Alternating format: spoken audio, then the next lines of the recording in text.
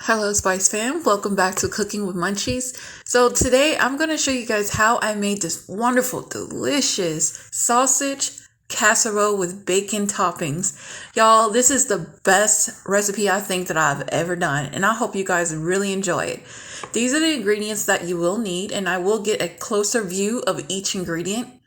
And it's very, very simple and very flavorful. Oh my God, I can just taste it in my mouth right now. I have about 4 eggs, but you'll need about 6, 1 onion, 2 tomatoes. I got mozzarella cheese, about a 16-ounce bag.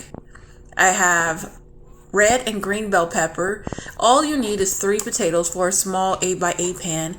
I have 1/4 cup of milk and about 6 sausages, the round sausages that we're going to chop up, and we'll use 5 slices of bacon. I will be cooking my sausages on medium, and just chop your sausages up. You don't want them whole, you want them to spread across your pan. And then we're going to slice our potatoes up really, really thin because we want them to cook very slowly and we don't want them to be undercooked. So try to cut them very, very, very thin. My knife is so dull. All my knives are dull, so I have to buy some more knives soon. So just bear with me as I cut these potatoes.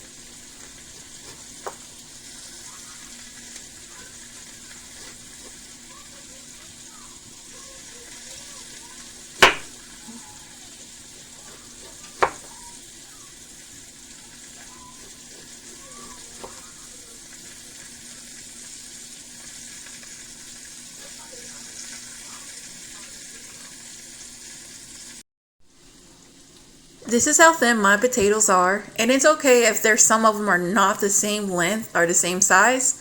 We're still going to work with what we have now. Now I'm going to use a red bell pepper. My bell pepper is washed off, and I will slice just one little half off. I'm not going to use the whole entire bell pepper. I'll probably use about 2 sides of this bell pepper, and I'm going to cut them in thin strips. If you like your bell pepper cut in thick strips, you can do it that way as well. I just want mine to be very manageable, and I wanted to have room for all of my ingredients inside of my pan. So that's why I'm cutting it really thin.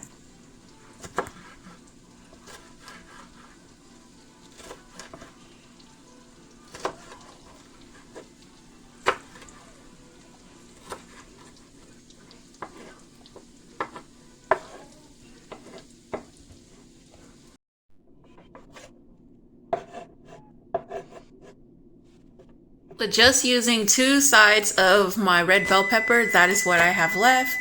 And now I'm going to dice my green one. And this is so fresh, you can hear the crunch in it when I slice it.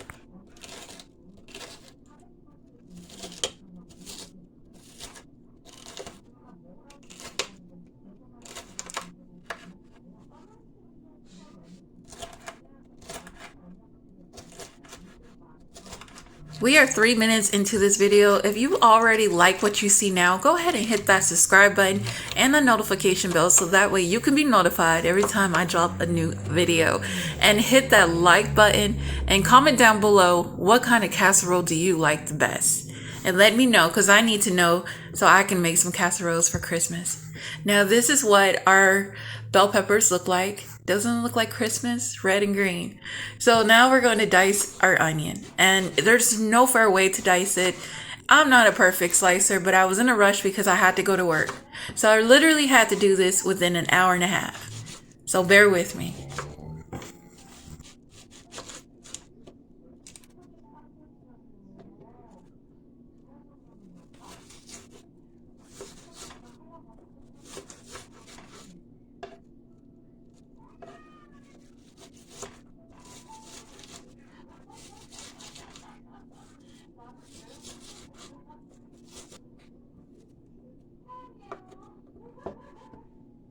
We're almost halfway through, so now let's add our fresh veggies inside of our sausage.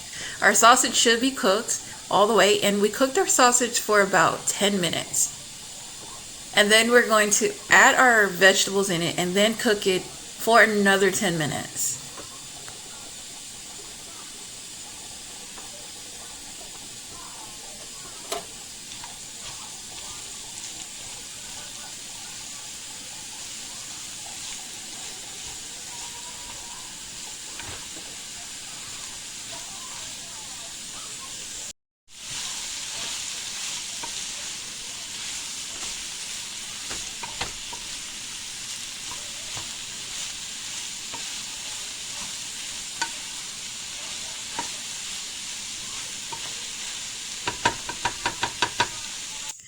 I didn't want to add my tomatoes in yet because I don't want them to be too soggy. So once the bell peppers and onions have been fully cooked and nice and soft, we will dice our tomatoes up and then add them in the mixtures with the bell peppers and onions. We're only going to add one tomato, and then the other tomato is going to go on top of our casserole close to the end when it's done. And there's no right or wrong way to dice your tomatoes, but you do want them to be in small squares. You don't really want them to be chunky because most of your vegetables that you have inside of your casserole are really small. So you don't want to bite into one side and you really can't, taste the flavor because one is outpowering the other ones. So just dice them to match the size of your bell peppers and onions. And then after we cut them up, we're going to put them on two separate sides, or you can just add them in the same bowl. And I do rinse them off to get the little gooey stuff in the middle and the seeds out. Now for my eggs, I got 5 eggs because that's all I had in my refrigerator. And I will be adding at least a half a teaspoon of pepper. And the reason why I'm adding a lot is because I don't have any pepper inside of my meat. So I will be adding that, and I'll be adding about 3 tablespoons of whole milk. And then whip it up to where you don't see any more of the yellow yolk.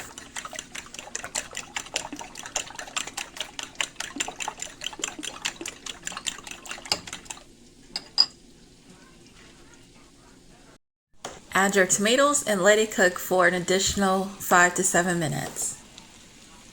And then the rest of them will go inside on top of your casserole.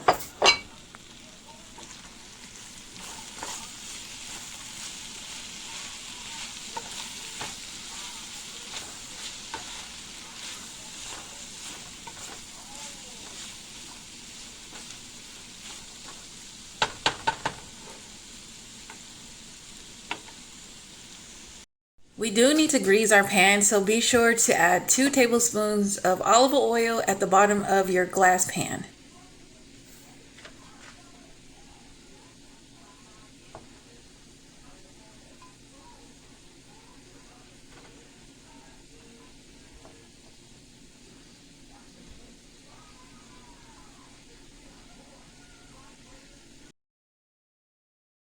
Layer your potatoes just like this. It's okay if you're overlapping. You don't really want too many gaps between your potatoes. So if it is overlapping, go ahead and do so. And it doesn't matter how your potatoes are cut. If it's kind of cut funny, it just depends on how your potatoes are shaped. So you can just add them, but don't throw them in there because then it definitely it wouldn't cook right. So we're just going to keep layering them. And I also put them on the side as well, so that way it's more like a potato pie. And if you see any gaps, you're more than welcome to add those potatoes in between those gaps. And then we're going to layer it with the sausage. But if you want to, you're more than welcome to also season your potatoes, because it has to have seasoning on the potatoes. If not, it's not going to taste too great. But keep in mind, our sausage and our bacon does have salt. So we don't want to over season our food. And I'm just sprinkling some black pepper on top and a little bit of salt. And I still had some salt residue on my hand that I end up washing off. Then I'm adding the toppings, which is the sausage mix and the vegetables. I couldn't decide what I wanted to add on top of that. If I wanted to add the cheese or the eggs. It was just, I didn't know, so I just said, well, I think the cheese will probably taste better because it'll keep everything together. But the more eggs you have will be perfect because it will keep the whole dish all together. It won't fall apart, so be sure to limit the milk. Unless you're using whipping cream will keep it together as well. After I add mozzarella cheese, I am adding just a little bit of milk on top. And I would say it's about 1/4 cup of milk. Then I'm adding a half a bowl of eggs. We're only going to layer this with 2 layers of eggs. Keep in mind, these eggs are going to keep the potatoes and everything together. So we want to make sure that we have enough eggs. Then we're going to layer it with one more thing of potatoes. I wasn't going to do this, but I had so much potatoes left, so I decided to layer it again. And just layer it the same way that you did it before. Now, one thing I will say is if you want to, you can melt some butter and pour the butter on top of your eggs at the end. So that way it'll have some nice moisture to it.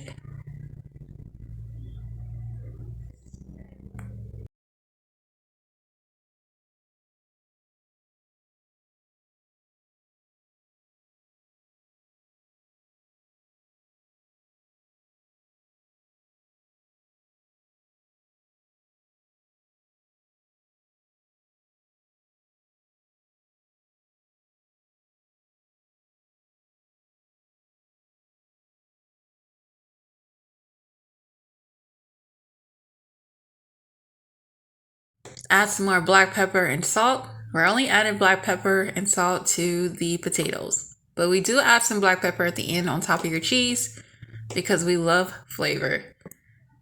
So just add a little bit of salt. You don't need much, and that's what I had left. So I'm gonna wash that off in the sink. And now it's time to add the remaining of our sausage and vegetables and just spread it out.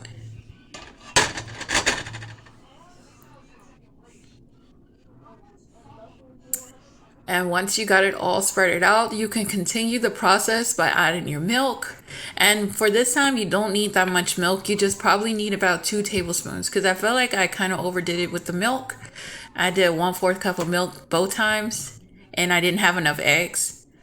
But when we get to the end, I'll show you the end process.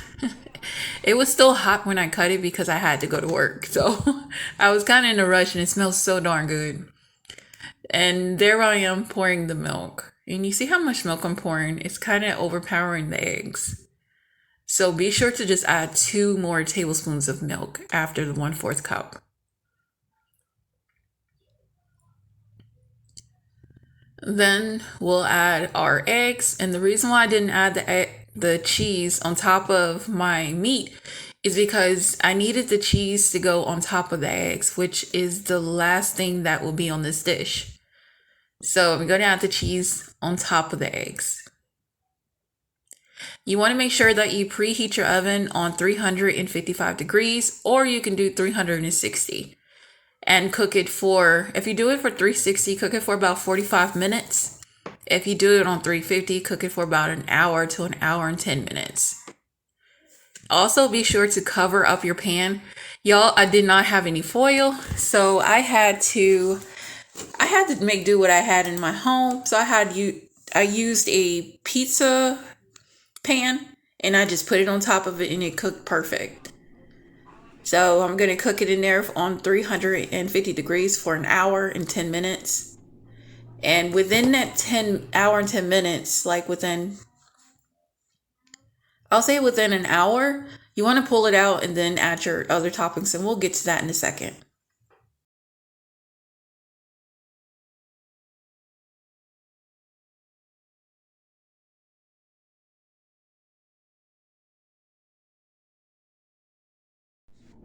And this is where I'm slicing up my bacon, and all you need is about 5 to 6 slices. And I will slice in the middle, going down the bacon and then going across because we want them in small little sizes. We don't want them really big.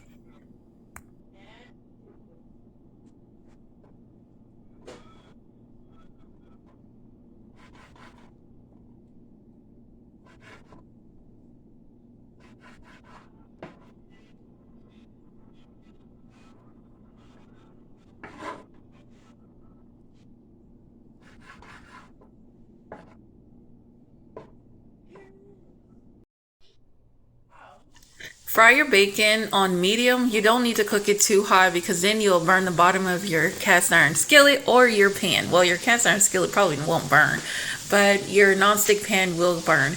So cook it on medium and the bacon will come out much better.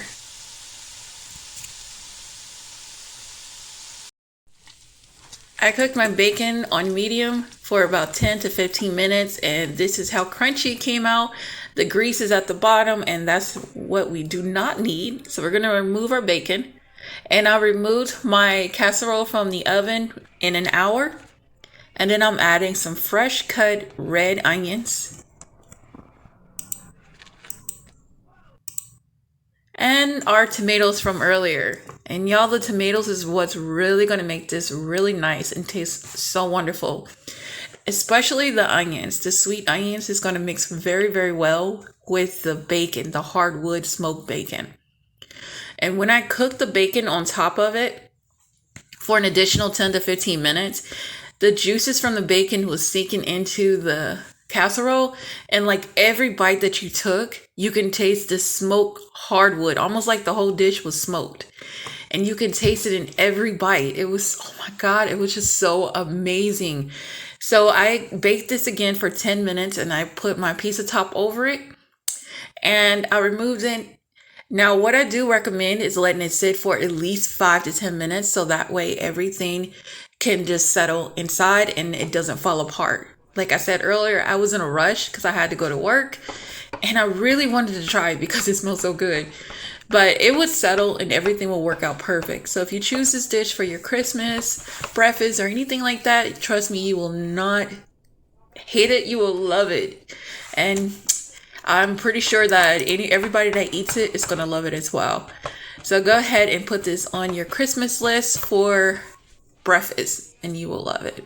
Share this out to your friends and family and your family and everybody else. And I will see you guys in the next video. And if you guys did try this, please let me know in the comment section. How did you like it? Or you can email me. And my email is christinesworldspice@outlook.com. Official christinesworldspice@outlook.com. It will also be in the description box below. Thank you guys for watching. I love you and I will see you in the next video.